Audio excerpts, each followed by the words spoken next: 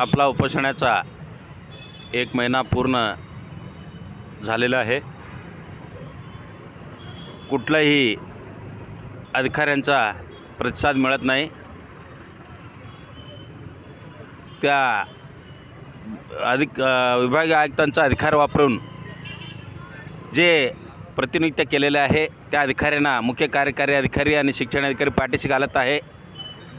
आणि काल जिल्हा परिषद अध्यक्ष व उपाध्यक्ष यांनी आढावा बैठकी शिक्षणाचे घेतलेले आहे। त्यामध्ये शिक्षण अधिकाऱ्यावर त्यांनी ताशेर ओढलेले आहे, अध्यक्ष आणि उपाध्यक्ष।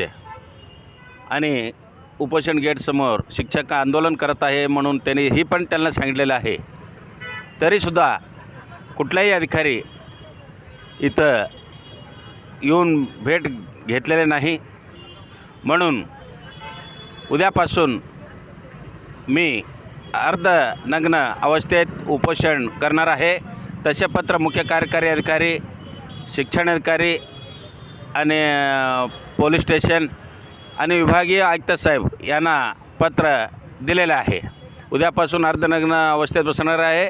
तरी जरी नाही ऐकले अजून आमचं उपोषण तीव्र उग्र आंदोलन करणार आहे।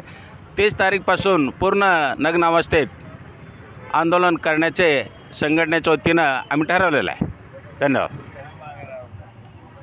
त्या आपले जे विभागीय आयुक्तांचा अधिकार वापरून बदल्या केलेल्या आहे अधिकार नसतानासुद्धा त्या अधिकाऱ्यांना बडतर्फ करण्याचं आमचं मागणी आहे। त्या बडतर्फ केल्याशिवाय मी इथून उपोषण सोडणार नाही।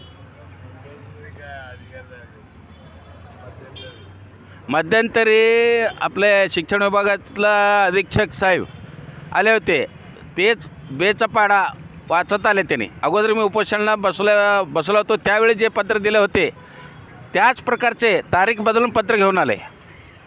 म्हणजे रडणाऱ्या पोराच्या हातात ते चॉकलेट देऊन का बसवतात ना, त्या प्रकारे त्यांनी काम केलेलं आहे।